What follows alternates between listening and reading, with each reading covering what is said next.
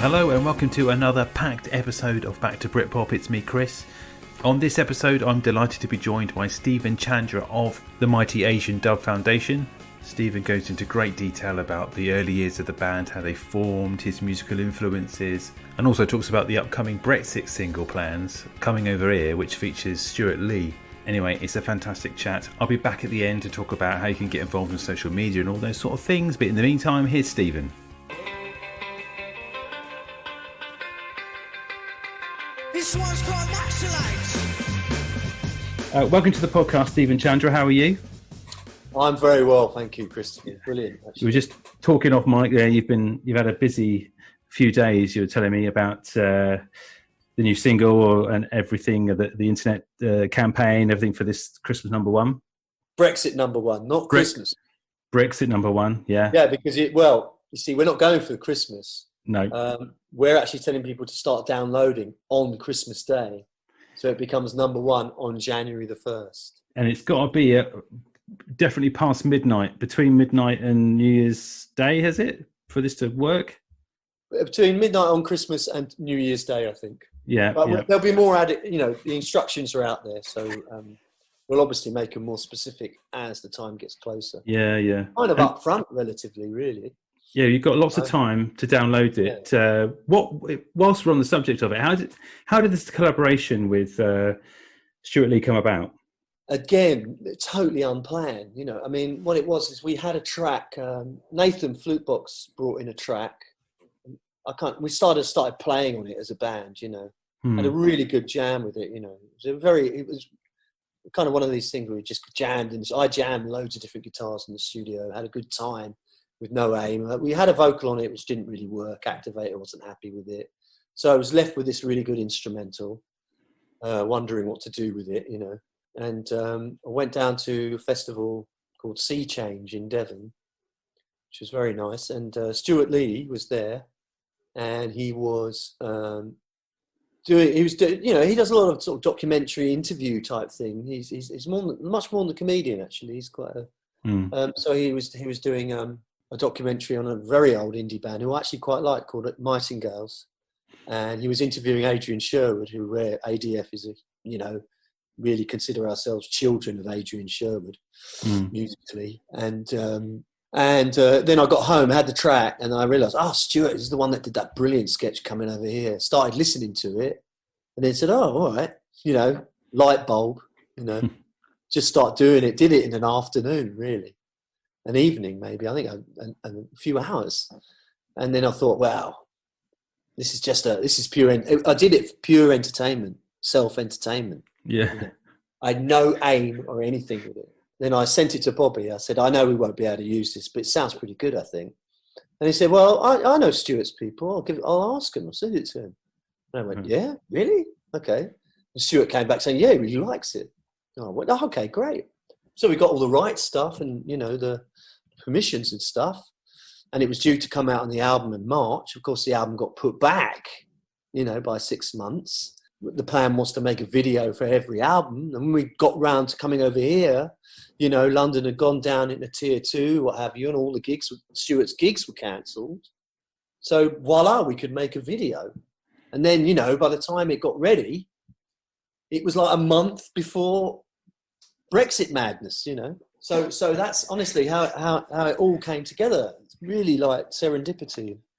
It's crazy, isn't it, how these sort of lightning in a bottle moments happen, because a chance kind of meeting and a reconnection to something that you've seen, and then all of a sudden you've got something that was engaging. Most things happen that way, Christopher, I think. I kind of think that they, when you look at things, when I look at sort of success, whatever you want to call it, what I consider success, artistic success, or, it always takes a whole load of factors all working in tandem for it to kind of, to really happen, Do you think this is quite rare? Yeah. Do you think this has kind of been your ethos throughout your musical career then with Asian Dub Foundation? Is like, taking the seed of an idea and just letting it run through and finding, nuance and different types of sounds any way you can find it? I think for me personally, it's like that actually.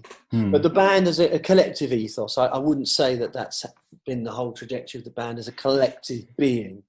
all the various members over time, founders like Dr. Das and things, they had a very clear idea. Oni Uta had a very clear idea of what he was doing, you know. Whereas I was a bit more kind of like a sort of bit more bonkers element. Do you know what I mean? Is it this kind of the punk? Is it the punk element for you then? That kind of the chaotic punk elements that you bring to the band in terms of the guitar work and that kind of drive that ethos. Well, it complemented it. I think it created a larger collective ethos of the band and the sound. Do you know what I mean? Yeah. Who are your in terms of like getting to grips with the guitar then in the early days? Who were your guitar heroes? Who got you into playing?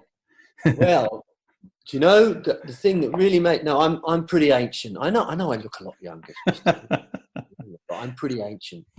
So I actually got into music quite seriously, like just before punk really happened, right? Yeah. So 75 to 76, I was an absolute science fiction nut, quite serious science fiction. I got into very serious science fiction very early on. I discovered Philip K. Dick early on. I read the original book of Man Who Fell to Earth with David Bowie on the front cover, and I was too young to go and see the film. You know? It was at the cinema. I was too young, so I bought the book. Yeah. And it's got David Bowie's cover on the book, right, which is the same cover as Low. But cut a long story short, I like music that sent me to space or the future or something like that. So I remember like Kraftwerk was big. But in 75, I bought 3 singles. I bought Space Oddity and I bought Chichiku Park, which is all that space, all reissues, all of them, and Good Vibrations, you know. And I loved all the spacey sound, and I found out that a lot of them were coming from the guitar, especially on Space Oddity. And then the one that hit me was I got the first 2 Pink Floyd albums in a package because someone told me that they made spacey music, right? Yeah. So I remember the moment I put the needle on the record of a crappy old stereo and heard Astronomy Domine come at me in stereo. We'd only just got this stereo. It's one of the first records I got heard in stereo. 1967, so all the guitars are really like pan madly. Yeah. And those opening guitar chords of Astronomy Domine, that was it. Right? I don't think I made the decision then, but that was it. I just thought, God, can you get an instrument that sounds like that? And it went to the next track called Lucifer Sound, which is this sort of really psyched out Batman type riff, you know. Yeah. And that's it. I mean, and I didn't realise that I was actually listening to the version of Pink Floyd, Syd Barrett's Pink Floyd. That was actually a really big influence on what was to be the punk groups like Sex Pistols and The Damned, and then into the post-punk era, which is when I really started playing in bands. So I had an interesting beginning, actually, and that's what really made me want to play guitar. And plus, the other thing was what actually was available to me sonically. My dad was an electrician on a factory floor electrician. And I mean, parents were amazing, really, when I look back. You know, they bought me a cheap guitar, 20 quid Woolworths job. Remember Woolworths? You know, K's, they had their own guitar brand. It's 28 quid, I think. And I said, I need an amp. He said, my dad got me an amp. But what his amp was this old box with these 2 big knobs on it. Yeah. And a wooden speaker with wire gauze, right?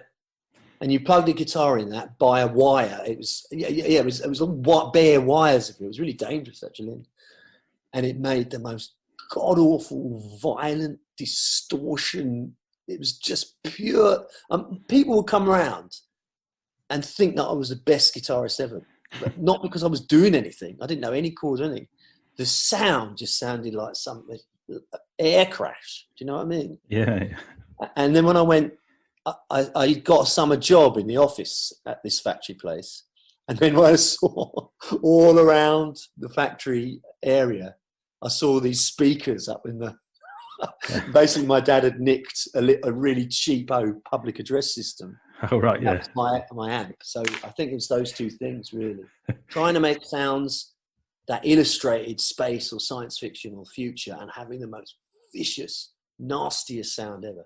I mean, that was the grounding. Plus, being brought up on classical Indian music, yeah, means that I have to stop myself, but I'd be quite happy just playing one chord, all E notes. I tune the guitar so they're all E, and just play it I'm quite happy to play that for 2 hours.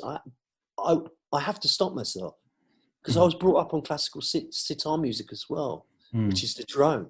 So I love things that are in one key and just stay the same for hours, which is why I like the German stuff so much, like Kraut, you know, I like Can and stuff like that, you know. I like things that stay the same for like an hour, you know. When did you kind of venture into sort of chord progressions and then sort of trying to write songs and music? That's a good question. Never did, really. I got a guitar book because I got it at a jumble sale. It was 5p at jumble sale and it had chords in it. It was 10 years of The Who. So the only songs I can play are things like Pinball Wizard, right? But then I just stopped playing anybody else's songs, you know? And the big influence then was things like Joy Division and Gang of Four. And what that was. So the first bands I was in, I was desperate to try and sound like Joy Division. Another guy in the band really wanted to sound like the Stranglers. And you see, those bands were bass and drum orientated, right? And the guitar kind of fitted on top. Public Image, of course. In bands, I kind of started playing with bands that had very strong bass lines and tight, well, we tried to get the drummers to do it, sort of never-ending robotic kind of drum beats, which was the post-punk thing. So I learned to play with a band, playing over strong bass and drums, you know. So, and then, you know, then I got into hip-hop. I got into funk big time, dub reggae. Acid house I was very into, and I put down the guitar altogether. Got drum machines and computers and stuff. Then I was in an ambient techno group called Higher Intelligence Agency, which was my first sort of bit of what you might call success or recognition. I wasn't even playing guitar. In that, I got booted out of that group, and then Dr. Das asked me to come and join ADF with a guitar that I'd left against a radiator, and the back was melted because I'd just forgotten about it. Oh, wow. So I came back with a sensibility that was as much determined by acid house and programming. You kind of formed at one of those kind of education workshops. It's kind of, that's how they formed, and isn't it, essentially?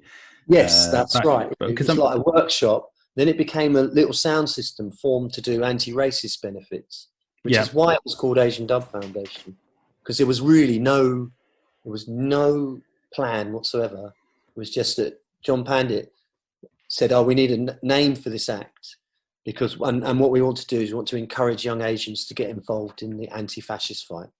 That's why it's called Asian Dub Foundation, right? No other. Yeah. And then I came in like about 4 or 5 months after they'd started. They'd already used me on some music. They'd sampled me already. I came in, and I think Aniruta actually really wanted to make it more of a solid band, and I'd had that background, you know. And so it kind of went from there. And that was like, I think about May 1994.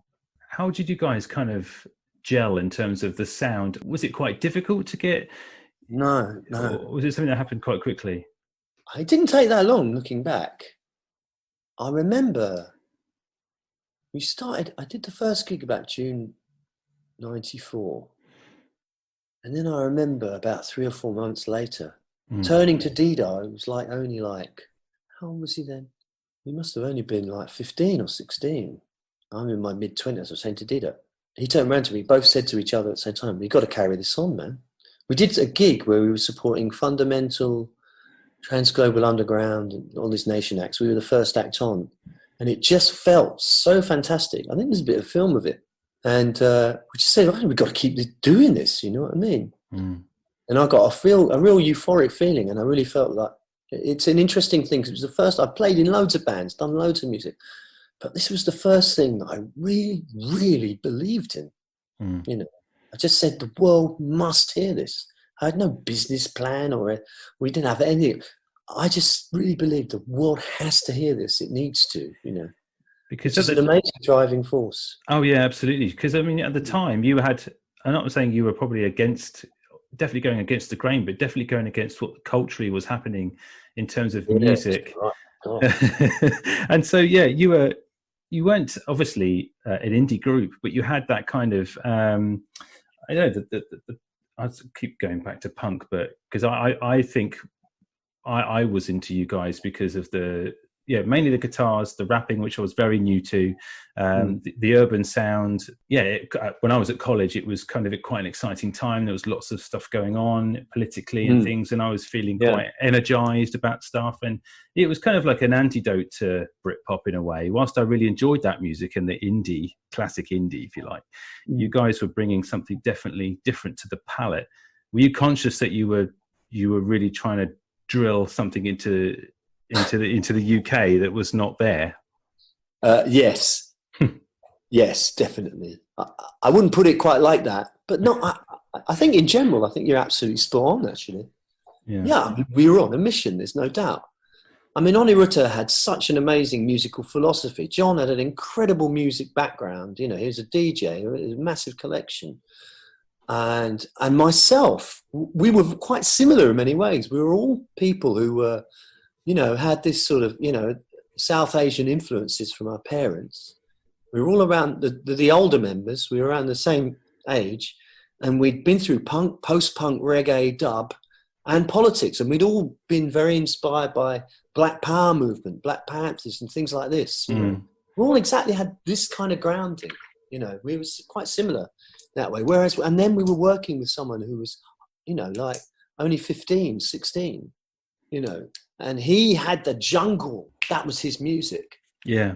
And we were so excited by that music. I just remember when I first went to my first ADF rehearsal, the DJing and the MCing that those guys were doing, that Dita was doing and John was playing.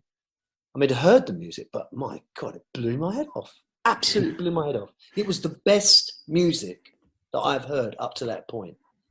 Jungle, and I mean jungle, not drum and bass, which is what it morphed into. It's the most exciting music I'd ever heard at that place, up to that time. It had a dub reggae bass line. It had distorted bass. It had incredibly high speed drums. I love the speed. There's not many dance musics that you can actually dance to that are really fast, all right? Yeah. Not really. Most dance music or music that you move to groove-wise, reggae, hip-hop, house, it's all a certain tempo. But jungle was like flying off into punk speed. It's punk tempo jungle, but it's got a reggae bass line you can dance to. And the drums, the way they program the drums, unintentionally, some intentionally, went into free jazz. You know, drums were very live. It's not like house at all, which is rigid and very electronic. The weird thing about jungle is the drums sound really organic. They sound like a mad 50s, 60s free drummer, you know, on speed, free jazz. It's got a jazz sound to it even. What we did, which no one else did, I can safely say that no one else did this, was we had live bass and live guitar over junglist breakbeats. No one else did that. I mean, Ronnie Size did some brilliant stuff quite soon after with live instrumentation. But it was still more on this sort of cool, sophisticated jazz tip, though it could get hardcore. But we were like, instead of punky reggae party, like the Bob Marley song, ours was like a punky jungle party, a lot with a live reggae dub bass, you know, and guitar, you know. So I developed a sort of junglist guitar playing. I was actually one of my proudest moments in my entire life. I was sitting around with a couple of Dida's friends, like I was about 14, 15. I was playing guitar. I said, all right, do a rock thing. I said, yeah, I did something. He goes, do a funky thing, you know, a funky dancey hip. I played some bit of while. And then he goes, do jungle. And I did jungle on the guitar. And it's like, they were just looking at me saying, oh yeah, that's jungle. I go, fuck it. And there's a track on the first album called PK&B, which is jungle guitar. It's just dampened strings with a load of phase on it, not playing any notes. Just using the hand as a rhythmic thing, and it phasing all over the place. You know, I was like, I had these kids saying, "Oh yeah, that's the jungle guitar." Like, it definitely worked. Yeah, it did. I mean, there's a lot of stuff that, yeah. I mean, it set me off on an interesting journey with guitar.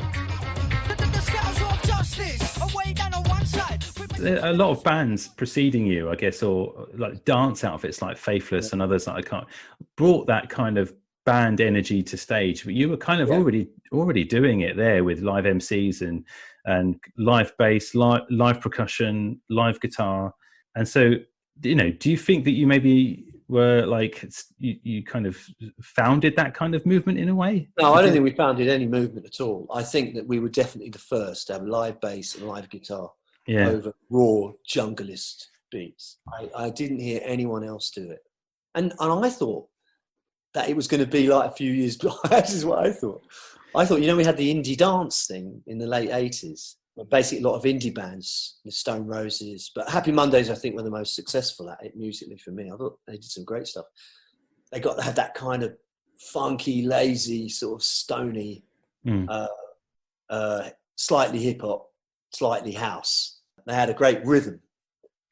And that was the basis of the indie dance sort of vibe.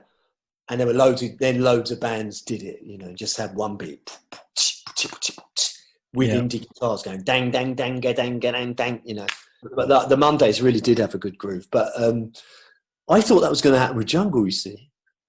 Yeah. I thought, there's going to be loads and loads of groups that come out that discover this. It's just going to do live bands and, it's going to be loads of jungle punk bands, right? But there wasn't. There's a lot of people that dipped into it, like David Bowie and stuff. There was a couple of other people that did it. But no one had it. It was like, this is a jungle track we've got. But no one had it at the actual core of the group, if you see what I mean. When did you start getting label interest then? Was it something, because you had like a... Well, actually, Oni Rutter had already sorted that out. Okay. He'd already it was very quick because they started doing all these benefits and stuff. And they already managed to get, just as I joined the band, Nation released a 12-inch of theirs that they just recorded up in the community music room, So they already got that. So we already had the kind of Nation thing going. So that's when the first album was on. I mean, it came pretty fast because it was a difficult thing to ignore because it was so unique and so committed and so real, Yeah. So the Nation, they picked it up, And you see, the interesting thing was, it seemed right for Nation, but it actually wasn't. Because you think of all those groups like Transglobal Underground, Loop Guru, and things like that. It was like we were like almost like the Sex Pistols of that, if you see what I mean, So we played these things, and there were lots of sort of hippie, exotic kind of stuff. And then we'd come on, and it was like, it was kind of a bit threatening, I think one of the really cool things that I really liked about ADF that was apparent early on is that we would actually get people from quite different musical backgrounds, We get people from a rock background who'd come up and say, I don't listen to sort of, program beats and that kind of thing. I don't listen to dance music much, And they didn't even know what jungle was, right? Those... But I really like this. This is really good. And then we'd have the same on the other side where people say, well, I don't normally listen to stuff. I mean, a lot of friends actually, because we were more towards a dance music ethos and club sort of underground sort of rave kind of vibe. Yeah. And then we'd have people from that scene who we knew more actually come and say, I normally only listen to DJs, but it's really good to see that up on stage with those beats. That's the future, people would say, So it was a very, very good thing. I mean, listen, this was really great in the early years. It kind of doesn't make sense so much now, but like, say, 1 week, we were front page of a magazine called Folk Roots. Yeah. And then we were also the centre spread of Kerrang. We would play reggae festivals. We'd play world music festivals. We'd go on tour, went on tour with the Beastie Boys, Radioheads, played loads of gigs with Primal Scream, who really helped us out. That's probably how you came to us, I imagine, Christopher. I guess so. I think I know I had your first couple of albums, and Melody Maker and Enemy used to supply cassettes, didn't they, on the covers? Yes, and you were on a couple of those, and I just remember just reading about you and seeing you, and any footage I could see from like Glastonbury or any festivals. Just seeing you guys play live. Of course, now it's amazing because you can just relive everything on YouTube. But at the time, you had to just wait around to press play or record on something to try and hope to catch you guys playing. I just remember being completely blown away by it, and thinking. I even started playing. Trying to do loops and different types of guitar styles just to try and... Oh, right, really? Oh, yeah, cool. Yeah. And then I got into yeah, I got into all that sort of stuff, and then you try different things, don't you? Oh, that's When you nice to know that you. Yeah, that's really cool. Thank you. that's all right. That's really cool. Yeah. Yeah, well, I think it was the perfect. I was the perfect age. It was just this whole movement. Everything in the '90s was exciting, and Yeah, I'll tell you, people have said this to me, and I think it's a bit true. When I listen to our stuff, it almost like it seems more relevant now. It's sort of like the '90s was kind of actually relatively benign compared to now. And like a lot of the songs we were singing about then seem to make sense more now. Do you know what I mean? It's bizarre, really. Like things like all the, I don't know if you know that song "Fortress Europe" from the fourth album, "Fortress Europe," which is one of our biggest tunes. Whenever the immigration issue gets really put to the front, quite a few people tweet it out or share it. Yeah. And the opening lines of it are 2022 and European order, robot guards patrolling the border. And you see people if you look on YouTube underneath it, they're going, only 2 years till 2022, all this kind of stuff. Do you know what I mean? Yeah. So do you feel there's always going to be a place for the Asian Dub Foundation as long as there's something for you guys to get behind and to write about? Because I mean, everything, there seems to always be some sort of either political or a challenge that we need to a band to come along and do something right with. Well, that's an interesting question, but in a way it sort of almost makes us a bit I don't know, like some kind of jukebox waiting to be put in at the right time. Yeah. It's not really like that. I think there is a certain an unwritten sort of spirit of a ADF constitution. If you see, there's a certain thing that sounds like ADF. It's funny. It's sometimes it's not quite sure what ADF is, but you're damn sure what it's not. Do you know what I mean? Oh yeah, definitely. That's a good way of defining a band identity. What you could never imagine as a band doing. Do you know what I mean? And that's what defines the band. It's very unlikely that we do anything particularly soppy. I think there are a couple of tracks that we did that are best forgotten. Do you know what I mean? You probably wouldn't even find them. The nearest I could get to what I've just said. Yeah. But it's always it's got to have the bass at the heart of it. But it's also got to feel a bit live and raw. It's got to have that little sort of punk, raw, oppositional edge. But it doesn't necessarily mean a political, with a capital P, opposition. It can be oppositional in the way that Little Richard sounded oppositional in 1956, or, just the acid house raves felt like they weren't singing about politics, really, but you felt that there was this is something where it's vaguely defined, but we're dancing against the way of life we don't want. Do you see what I mean? Yeah, definitely. Yeah. That's immovable with ADF. I think without that, it ain't ADF. Do you know what I mean? I'll tell you one thing. This is a thought I've had. I mean, I always considered us pushing at the edge. Really, we're always taking in new ideas, always. Still now, I mean, the opening track on the first album is kind of a trap. ADF, a sort of version of trap. Do you know what I mean? Which is quite a relatively new sort of American dance form. There's things like that. But in some ways now I see that in some ways we're preserving something, something a little that you can't quite describe. Yeah. Sort of like thing which is kind of just automatically against the way things are, you know what I mean? Definitely. That is found in all kinds of music, whether it be jazz, whether it be rock and roll, whether it be ska or dub reggae. Do you know what I mean? Yeah. Well, obviously 2020's done and dusted, but what are your plans for 2021 in terms of? Good question. Were you kind of had a tour? Did you have a tour in place for this year? Yeah, we had loads of it all gone down. Yeah. And to be honest, there's not much point making plans now. I have no idea what's going on. And to be honest, this insane diversion that we've had now with the coming over here thing and this crazy Brexit #1 campaign, which is so like, it's another universe, It's like, so it's like, that wasn't planned. Because of the collaboration element of things as well has always worked really well. And I know, will you be kind of looking to explore different types of collaborations in the future again? Oh, well, on this one, there were so many good ones. I mean, I mean, I don't think we've ever done an album with so many. I mean, Anna Tijoux from Chile. I mean, she's amazing. She's huge. She's like a real she's a real thing. She's a leader. She's a kind of cultural, political leader. That's often you get in South America, actually. Mm-hmm. You know, they say that musicians are often looked to as cultural and political leaders. So to get her on a track like that was just amazing, right? And her vibe. And it was a very different for us track again, because it was one of the few tracks that didn't have live bass in our history. There's been a couple of key tracks where we didn't use live bass, we used electronic bass, and this one, I could see us doing a lot more like that. The one with 47 Soul, I mean, this is a group of Palestinian exiles, and the song that we did together is about them.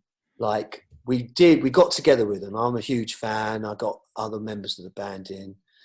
I mean, what kind of music can I say it is? This kind of music is called shabstep. It's electronic shabstep, which is very much a kind of dance from that region of the world. But they're very much a live band, you know. That song was like, Actor came in with some really good lyrics, and the song is about not being able to get across borders. And that is their life as a touring band. So many countries, only half of them can get into. They had to do a tour of Belgium with just 2 of them, because they wouldn't let 2 of them in, you know. And then, like, I said to him, we had a day in the studio. I said, okay, guys, should we get together in a couple of weeks, finish this off? He says, well, it'll have to be before next Monday, and it's like Saturday. I'm going, I said, why is that? Well, because 2 of us have got to go back to Jordan for 3 months. Right. You know, to get our visa stamped. You know, they're Palestinian exiles, man, you know what I mean? So that song was just about that, how we feel about it, how they feel about it, do you know what I mean? So that was amazing. I mean, the vibe on that is I don't know, it's very moving in many ways. And then, of course, Stewart, you know, she's like, where did that come from? You know? Yeah.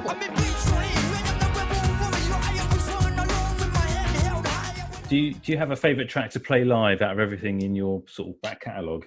Oh, what a great question. I never get tired of playing Rebel Warrior. I never get tired of Fortress Europe. I suppose you can always tell that by the tracks that stay in the set. Yeah, so, I mean, Fortress Europe always seems to, I don't know, just always, there's something about it just kicks off, you know. Rebel Warrior from the first album, that just always works. I think we've ended our set with that for like 20 years now, you know. It's always, I don't know, it just always works. There's some things that just work perennially, you know. Can't imagine ever dropping, you know. Yeah. And I don't get bored of playing it. Stephen, I'm going to have to let you go. It's been amazing speaking to you. I've really, really enjoyed it, and I'm thanks a lot. Yeah, I'm so pleased you said. And all the best with everything. I noticed you didn't give me a chance to have a go at BritPop. I'll tell you, very clever. I really admire that. Okay, well, listen. I mean, no, I'm only joking. No, it's fine. You can come on now at my next podcast series. We've got if my wife lets me do another one. I've got at least 2 podcasts on the go at the moment. And, and she says, why don't you do something that's actually going to make us any money? And I said, wow, you know, you never know. One day, music and money. What world is she living in? All right, mate. Well, thank you again so much. All right, mate. You take care. Take care, bud. Bye bye. Bye bye.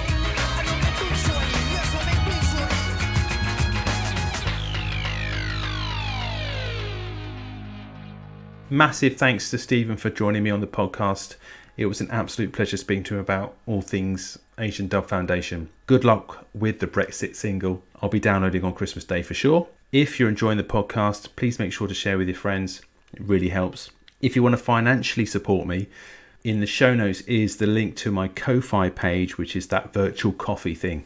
It's £3, and you can do that as many times as you like, or not at all. It's up to you, but it really helps. Also, writing reviews, subscribing, and star ratings are another great way to help build, the podcast and get it seen by other people. So if you can do that, that's fantastic. Social media is another thing. I'm on there. I'm Back to BritPop. Just search that on Facebook, Instagram, and Twitter. I do my best to tweet and post and all those sorts of things. There's one more podcast, hopefully, that I'm going to release before Christmas, if it all goes to plan. And then I'll be back in the new year with more episodes, hopefully. Probably not in the same frequency, but let's see what happens. In the meantime, have a great week. Take care. Thanks for your support.